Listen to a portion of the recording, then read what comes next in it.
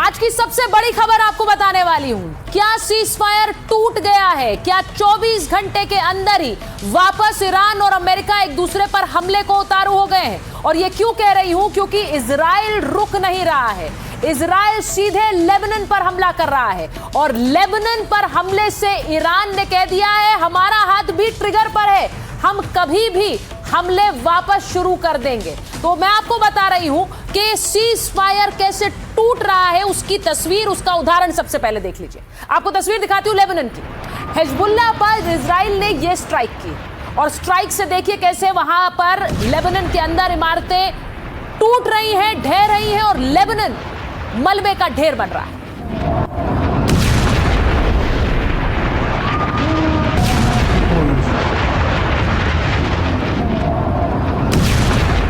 ये तस्वीरें इजराइल ने जारी की, हिजबुल्लाह पर हमले की ये तस्वीरें हैं।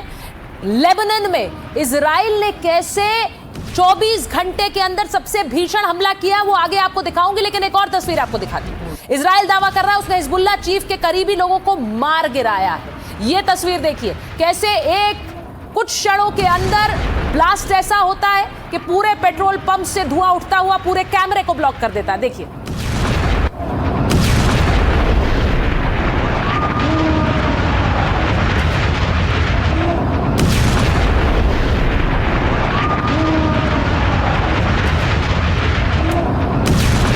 यही वजह है कि सीजफायर पर सवाल उठ रहे हैं, क्योंकि जितने दिन इस समझौते को करने में लगे उतने घंटे भी ये सीजफायर नहीं टिक पाया है।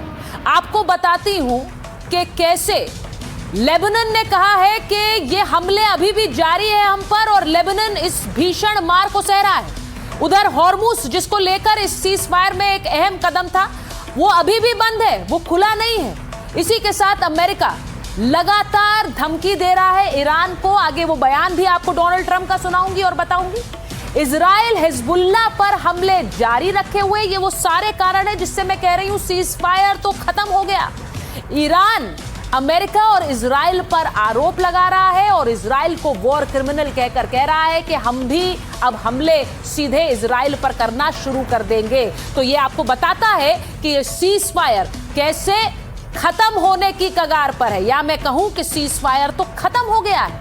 एक तस्वीर दिखाती हूं आपको कैसे इजराइल ने हिजबुल्लाह के हेडक्वार्टर्स को एक साथ निशाना बनाया। अब ये तस्वीर देखिए, ये पहाड़ी इलाका है लेकिन धुएं का गुबार आपको उठता हुआ नजर आएगा।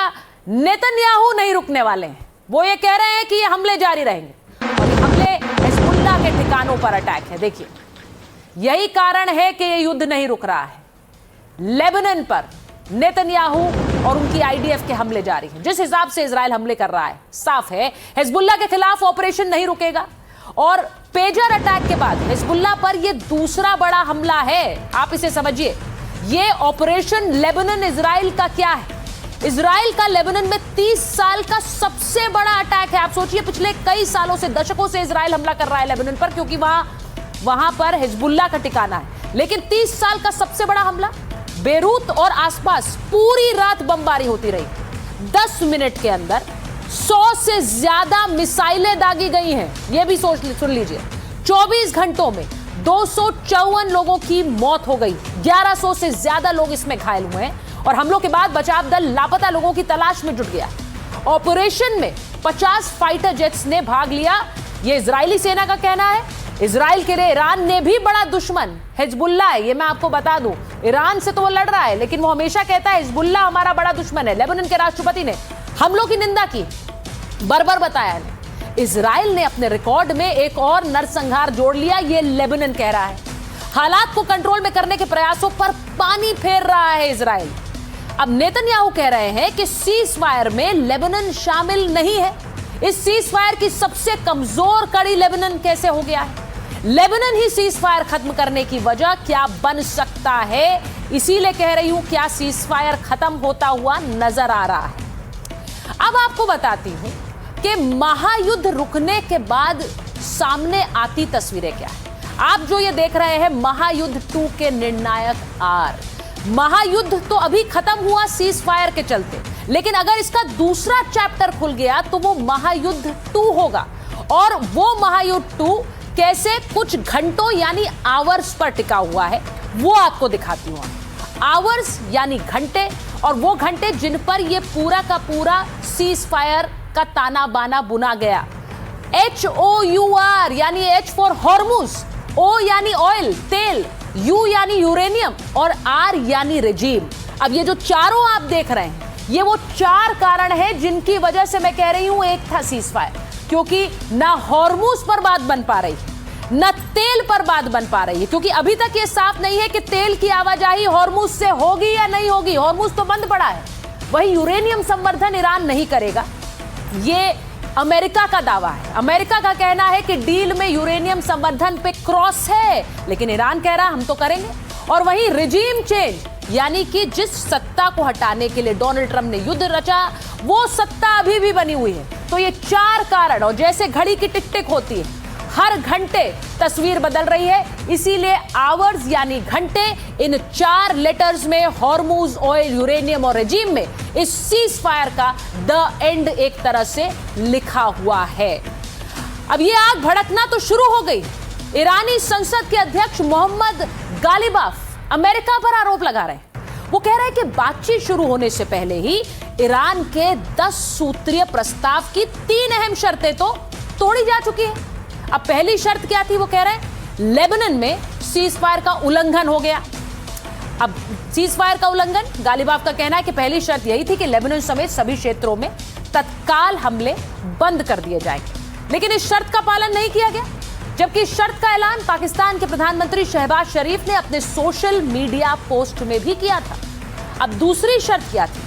ईरानी हवाई सीमा का उल्लंघन हुआ है। गालिबाफ का आरोप है कि फार्स प्रांत के लार शहर के ऊपर विदेशी ड्रोन देखे गए और ईरानी हवाई क्षेत्र में जो ड्रोन घुसे उन्हें मार गिराया गया, लेकिन ये तो सीज फायर का उल्लंघन है और वो सीधे सीधे कह रहे हैं कि ये तो अतिक्रमण है।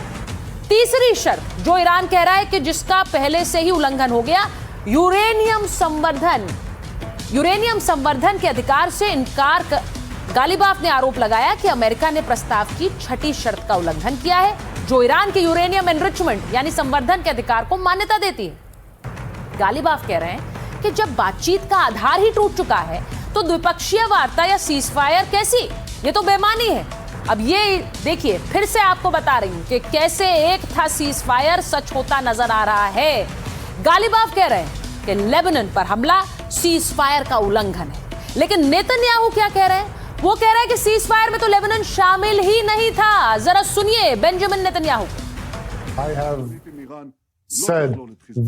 मैंने इस बात पर जोर दिया कि युद्ध विराम में लेबनान शामिल नहीं है और यही हो रहा है। हमने हिजबुल्लाह को करारा जवाब दिया है। पेजर ऑपरेशन के बाद से उससे सबसे बड़ा झटका लगा है। हमने 10 मिनट में 100 कमांड साइट्स और मुख्यालयों को निशाना बनाया। उन्हें पता ही नहीं चला कि क्या हुआ।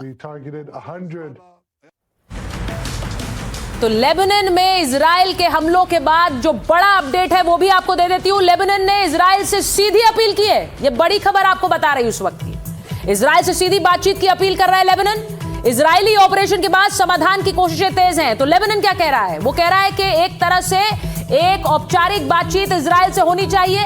इस युद्ध को रोकने के लिए बातचीत होनी चाहिए। सवाल यह है कि क्या नेतन्याहू औपचारिक बात लेबनान से करेंगे, क्योंकि इजराइल लगातार कहता रहा है कि लेबनान यानी हिजबुल्लाह है, वहां हिजबुल्लाह ही राज करता है। ऐसे में किसी तरह की औपचारिक बातचीत का क्या मतलब है? क्या यह औपचारिक बात होगी? सवाल सबसे बड़ा यह है। मैं आपको बता दूं कि मेरे साथ इस वक्त पूर्व IDF सोल्जर जेकब जुड़ रहे हैं और हमारे साथ लेबनान से हमारे सहयोगी नजीर मसूदी जुड़ रहे हैं। तो मैं सबसे पहले जरा ये पूछना चाहती हूं कि सीज फायर को लेकर, मैं आपके पास नजीर आ रही हूं, पहले जरा दिखाइए लेबनान में क्या इस वक्त तस्वीर है, किस तरह का वहां पर हमला हुआ जो कि पूरी तस्वीर बदल रहा है और कह रहा है सीज फायर ही टूट जाएगा इस हमले की वजह से। सीज फायर लेबनान के लिए कोई अच्छी खबर नहीं लाया, बल्कि कहर साथ ले आया। ऐसे हमले शुरू है जो अभी तक 40 दिनों में नहीं देखे गए थे। हर तरफ मौत और तबाही का मंजर है। ऐसी एक जगह में हूँ जहाँ बमबारी से कई लोग मारे गए हैं, दर्जनों जख्मी हुए हैं, सैकड़ों घर उजड़े हैं, क्योंकि कई मंजिलों वाले अपार्टमेंटों को बमों ने, मिसाइलों ने फलक झपक में नेस्त नाबूद किया। ये देख लीजिए आप, ये है तबाही का यहाँ मंजर।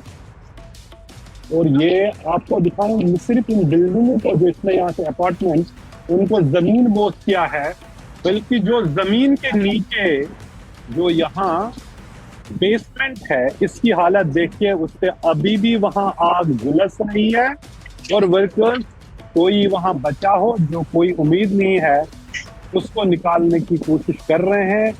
और जब ये हमले यहाँ हुए तो कहते 50 फाइटर जेट्स ने एक साथ यहाँ बम। तो नजीर, जहां लेबनान से तस्वीर दिखा रहे हैं, वहीं मैं सीधे जाना चाहती हूं जेकब के पास, जो इजराइल से जुड़ रहा है। जेकब, जरा बताइए, क्या औपचारिक रूप से इजराइल, जब लेबनान कह रहा है बातचीत करेगा, क्या बातचीत करेगा इजराइल? और ये भी कि ट्रंप ने क्या नेतन्याहू को नहीं बताया होगा, ये मुमकिन है कि इस तरह लेबनान शामिल है इस सीज फायर में? या मतलब है, अगर हिजबुल्लाह में बात करता है, क्या है वहां पे एक लेबनान है और एक हिजबुल्लाह है। अभी हिजबुल्लाह लेबनान की नहीं सुनता, लेबनान हिजबुल्लाह की नहीं सुनता। तो अगर लेबनान बात करना चाहता है इजराइल से तो वो बात मुमकिन है, लेकिन Lebanon has to take care of Hezbollah, which is not possible, because वो वहां पे उनका राज है, तो दैट इज नॉट पॉसिबल। और जहां तक ये नहीं होगा साथ में इनका बातचीत, तब तक इजराइल से बात करके कोई मतलब नहीं है। That war and that attacks will continue, because we are talking to Hezbollah. Lebanon की वहां पे कोई चलती नहीं, अगर चलती रहती तो हिजबुल्लाह वहां पे नहीं होता। ये लेबनान के खुद के लोग वहां पे उनसे परेशान है, just like Hamas and the Gaza people. Gaza people don't want Hamas, ठीक है। Lebanon people don't want Hezbollah. Irani people themselves, not all but most of them don't want the Irani regime, the Ayatollah regime, which are। आप खुद Jacob IDF के soldier रहे हैं, मैं आपसे पूछूंगी कि अगर ईरान कह रहा है कि लेबनान तो इस सीज फायर में शामिल था, तो ये संभव है कि ट्रंप ने नेतन्याहू को ये बात कन्वे नहीं की है, बताया नहीं है? क्या ऐसा चलता है डिप्लोमेटिक काम? नहीं, इतनी बड़ी तो भूल नहीं हो सकती ना। यानी कि आप अगर पॉइंट्स देते हो, तो अभी इजराइल ने ईरान के ऊपर अटैक किया? नहीं। ईरान ने इजराइल के ऊपर अटैक किया? नहीं। लेबनान के ऊपर अटैक क्यों किया? क्योंकि इजराइल और लेबनान नजदीक है, और लेबनान आए दिन इजराइल के आजू बाजू में जितने भी बॉर्डर्स में हमारे लोग रहते हैं, वहां पर अटैक्स करता है या वहां पे लोग भेजते हैं, ठीक है।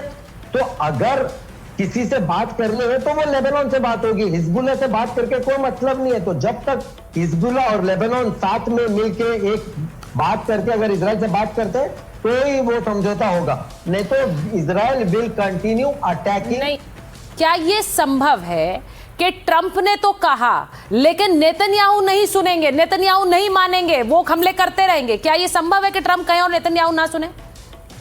No, not possible, not possible. उन्होंने खुद ने कहा था, और वो पॉइंट में भी लिखा हुआ है, Lebanon is not included in the cease fire. ऐसा अगर होता तो इजराइल ईरान के ऊपर भी अटैक करता। ईरान के ऊपर क्यों नहीं अटैक किया? सीज फायर की जैसे बात हो गई, इजराइल ने कहा ओके फाइन। लेबनान का अलग एक मसला है, और ईरान की वॉर शुरू होने से पहले हिजबुल्लाह और इजराइल में वो जो नोक-झोंक थी और वो जो था, वो तो पहले से था ही। It is not something new. Israel was fighting with Hamas and Lebanon, ठीक है। थोड़ा बीच बीच में वो हिजबुल्लाह कांडी करते रहता है इजराइल को। तो इट इज नथिंग न्यू, ये कोई आज की बात नहीं है, ये पहले से हो ही रहा है। क्योंकि ये ईरान ने क्या कहा था, ईरान इजराइल के अटैक के पहले ईरान ने क्या किया था, हमास को बोला था you attack Israel, Hezbollah Lebanon को बोला था यू अटैक इजराइल, यमन में उन लोगों को बोला था यू हाउथीज को यू अटैक इजराइल।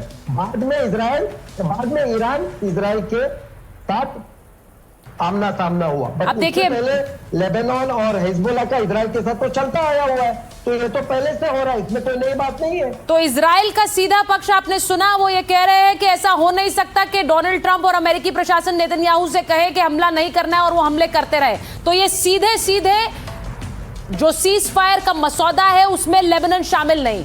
लेकिन मैं आपको ये बताऊं कि सीज फायर को लेकर कैसे पाकिस्तान और इजराइल आमने सामने आ गए हैं। अब पाकिस्तान के इजराइल के निशाने पर सीधे पाकिस्तान है, क्योंकि पाकिस्तान इस मसौदे को लेकर मध्यस्थ बन रहा था, और इजराइल कह रहा है कि ये पाकिस्तान तो भरोसे के लायक ही नहीं है, इन पर कोई देश मध्यस्थ के लिए भरोसा नहीं कर सकता।